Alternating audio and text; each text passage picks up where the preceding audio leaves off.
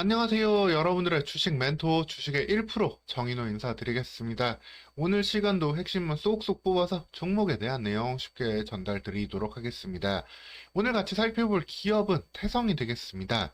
태성은 PCB 자동화 설비를 하고 있는 기업인데 2차전지 관련 모멘텀도 일부 나왔었지만 현재는 다시금 온디바이스 관련주로 부각받고 있는 모습이 되겠습니다.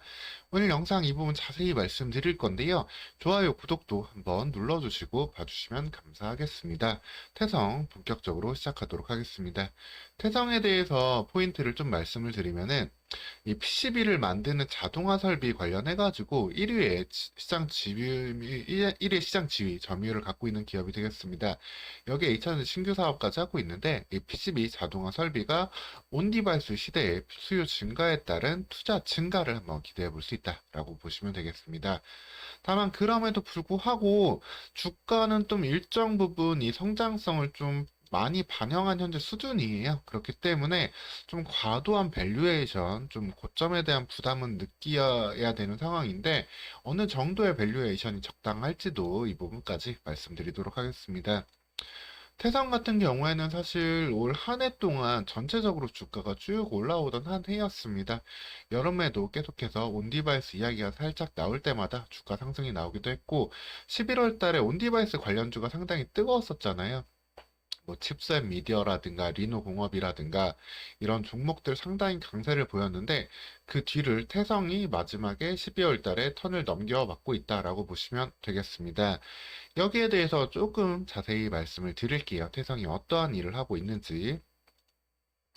일단 태성이 이렇게 분기 보고서, 그 다음에 보고서들을 보면은 어떤 제품을 만들고 있는지도 여기 나오고 있습니다. 설비 매출이 현재 대부분 80% 이상 나온다라는 걸 확인할 수 있고, 여기 표면 처리 설비, 식각 설비, 정면기란 이름으로 나오고 있는데, 이 장비들이 모두 다 이제 PCB를 만들기 위한 생산 설비들이다라고 보시면 되세요. 그냥 PCB 장비다라고 여러분들 기억하시면 되고, 그래프로 보면은 이 정도 비중, 대부분의 매출이 PCB 생산 장비에서 나온다라고 보시면 되겠습니다. 여러분들 이렇게 좀 우리나라에서 좀 이제 애널리스트 증권사들이 커버 안 하는 종목들은 이제 IR 연구소, IR 협의회에서 이렇게 가끔씩 분석 자료를 하나씩 올려주기도 하는데요. 이런 부분들을 직접 보셔도 좋고 제가 중요한 부분들은 또 정리해서 여러분들에게 말씀드릴 거니까 같이 참고해 보시면 되겠습니다. 즉 이런 표면 처리, 식각, 수직 비접촉 설비 등 결국에는 PCB를 만들기 위한 설비인데요. PCB 생산량이 늘어나야만 관련된 장비 수요도 이어진다라고 보시면 되겠습니다. 하지만 좀 약간 아쉬운 점은 이 PCB 시장 규모 자체는 그렇게 크지는 않아요. 국내 PCB 설비 시장 규모 자체가 4,300억 수준이고 그 중에 태성이 담당하는 습식 설비의 시장 규모는 300억 원 정도로 매우 좀 크지 않습니다. 좀 역성장도 하기도 했지만 일정 부분 여기가 파이가 더 커지기는 쉽지 않고요. 다만 해외에서도 매출이 일정 부분 나올 때 조금의 성장을 볼 수 있겠습니다. 이 PCB가 뭔지에 대해서도 간단히 말씀을 드리면은 PCB는 인쇄회로 기판이라고 해가지고 말 그대로 요 기판들에다가 칩을 꽂아가지고 쓸 수 있도록 해주는 거예요. 여기에서 이제 가장 단가가 높은 그 기판이 이 FC BGA 기판이 되겠고 FC CSP 기판도 계속해서 많이 좀 사용을 하고 있습니다. 이 부분도 이제 AP 기기, 모바일 기기가 늘어나면 여기 수요가 좀 늘어날 수 있는데 이 FC는 방식을 이야기합니다. FC는 이제 플립 칩의 약자인데요. 요 기판에다가 반도체 웨이퍼에서 이제 칩을 떼어낸 것을 뒤집어서 꽂는다라고 보시면 되세요. 그전에는 이 기판에다가 반도체 칩을 올려놓고 이렇게 구리선 같은 걸로 연결을 했거든요. 그러니까 좀 속도가 느려지고 전력 소모도 컸었는데 이걸 해결하기 위해서 플립칩 방식으로 칩을 그대로 뒤집어서 꽂아버립니다. 그러면 어떻게 되겠어요? 수직으로 바로 연결되니까 효율이 높아질 수밖에 없겠죠?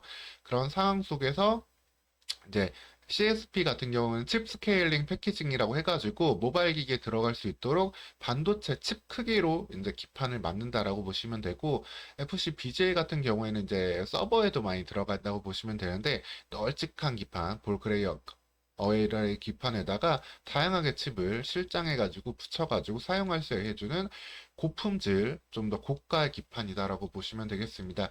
결국에는 이런 기판 수요가 좀 늘어나야만 관련해가지고 이제 생산 설비에 대한 수요도 늘어날 수 있다라고 보시면 되겠습니다.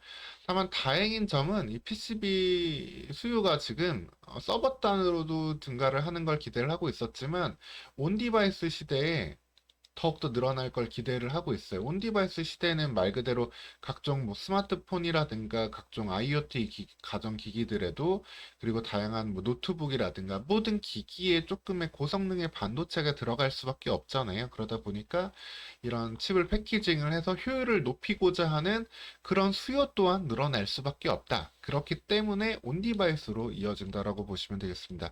즉 기기 수요의 증가가 온디바스의 증가라면은 거기에 대한 부품 수요가 늘어날 때 그 부품의 기본이 되는 이 기판의 수요 또한 늘어날 수 있게 되고 기판의 수요 증가가 기판의 투자 증가, 설비 증가로 이어진다라고 보시면 되겠습니다. 그래서 이 설비 투자 증가의 수혜를 바로 태성이 받게 된다.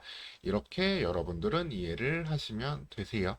이런 상황으로 이어지고 있는데 그래서 그냥 이걸 요약하면 그냥 태성이 온디바이스 AI 시장 때문에 고성능 PCB 제조 설비가 늘어나고 있다. 그래서 수주 잔고를 현재 많이 확보를 했고 올해 3분기까지 전체 매출액을 넘어선 수준의 수주 잔고를 확보했다라고도 합니다. 아주 좋은 일이죠. 근데 여러분들 하나 참고하셔야 될 게 수주 잔고가 다 무조건 매출이 되지는 않아요. 전방 이제 PCB 생산하는 기업들, 뭐 우리나라 대덕전자라든가 여러 삼성전기, LG이노텍 이런 기업들이 있는데 실질적으로 장비를 언제 좀 납품을 받을지는 시기는 미정입니다.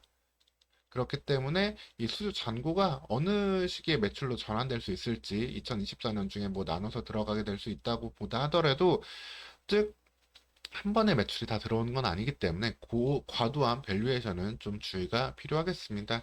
태산 같은 경우 재무제표를 보고 실적을 본다 하더라도 아까 말씀드렸다시피 동사의 장비가 들어가는 시장 규모가 그렇게 크지 않다라고 말씀을 드렸잖아요. 그래서 매출액이 300억, 400억 또 최근에는 올해는 한 400억 정도로 끝날 수 있을 것 같을 때 관련해서 큰 폭의 돈은 못 벌고 있어요. 영업이익은 한 20억에서 50억 정도 벌다고 볼 수 있고 2021년 실적을 넘어서 만약에 50억 이상의 영업이익을 찍는다라고 가정을 해도 당기순이익으로는 적자를 좀 전환할 수 있을 정도, 많으면 한 30억 정도의 영업이익 정도만 기대해 볼 수 있겠습니다. 당기순이익을 30억 정도. 그러면은 30억 당기순이익이라고 한다면 벌써 시가총액이 PER 40배 수준이에요. 좀 부담이 되는 수준이죠. 업계 이제 선두권 장비 기업들, 뭐 HP, SP처럼 독점적인 영업 장비, 영업이익률 50%가 넘어가는 이런 장비를 갖고 있어야만 이 정도의 밸류에이션을 좀 받을 수 있는데 현재는 좀 미래에 대한 좀 과도한 밸류에이션이 좀 들어가 있다라고 여러분들은 좀 주의를 하셔야 되겠습니다. 그렇기 때문에 언제라도 이 종목에 대해서는 좀 차익 매물이 좀 나올 수 있어요. 기관 같은 경우 매수를 일정 부분 보이기도 했지만 시가총액이 1000억쯤 들어올 때 그때 일정 부분 매수가 단기적으로 들어온 부분이라고도 볼 수 있고 외국인들이 매도로 전환을 하고 있다라는 점, 이 기관도 다시 차익 실현이 나올 수 있기 때문에 좀 한번 시가총액 1000억이 넘는 구간에서는 좀 주의를 해야 된다. 여기에서 외려 일정 부분 조금 조정이 나와가지고 한 4,000원 10%좀 빠지는 수준 있잖아요. 한 4,000원, 300원 수준, 요 부분까지 주가가 좀 내려와 준다면은 그때는 좀 밸류에이션을 조금 더 편안하게 볼 수 있기 때문에 4,300원 아래에서 여러분들은 좀 보시면서 내년도 실제로 어떻게 성장을 좀 해줄 수 있을지 그 부분을 좀 봐야 되겠습니다. 거기에 태성은 2차전지 관련해서 고객사의 요청으로 뭐 장비, 그러니까 제품들을 만들어내는 매출을 내기도 했지만 관련된 매출 비중은 아직 멀었어요. 관련된 상품 매출 이렇게 볼 수 있는데 아직 먼 상황이기 때문에 이 부분도 좀 주의를 해야 되고 결국 PCB 장비 매출이 전부인데 시가총액 1000억 넘는 구간에서는 좀 부담이 된다. 그래서 계속해서 좀 떨어지면 사고 올라가면 일정 부분 차익 실현을 하는 트레이딩 바이로 좀 접근을 하셔야 되겠습니다. 태산 같은 경우에 2021년에 한번 조금 더 올라갔던 모습도 있었는데 2021년 같은 경우도 한번 어떠한 일이었었는지 볼게요. 그때는 카메라 모듈 관련 등의 좀 신사업 이슈로 한번 좀 올라갔었다고 보시면 되는데, 이게 결국 안 됐어요. 그러다 보니까 태성은 그냥 PCB 기업이다. PCB 기업으로 밸류에이션을 받아야 되는데, 조금 부담된다. 이 부분 체크하셔야 되고, 추가적으로 계속해서 온디바이스 관련주들은 종목이 어떻게 보면은 산업의 섹터라 보기보다는 일종의 AI 산업의 좀 테마라고 볼 수 있는데, 온디바이스 관련해서 순환매가 계속해서 나올 수 있기도 하니까, 태성은 트레이딩 바이로 좀 떨어지면 다시 사고 올라가면 파는 전략 여러분들 꼭 잊지 말고 대응하시기를 어, 말씀드릴 수 있겠습니다. 오늘 시간 이렇게 태성에 대해서 어떻게 좀 사업을 하고 어떤 매출을 내고 있는지, 어떤 좀 포인트가 있는지, 그리고 어떤 밸류에이션을 줄 수 있을지까지 여러분들에게 좀 자세히 말씀드렸습니다. 추가적으로 나오는 이슈도 계속 체크해서 전달 드릴 테니까요. 여러분들 영상 편안히 잘 보시면서 대응해 주시고요.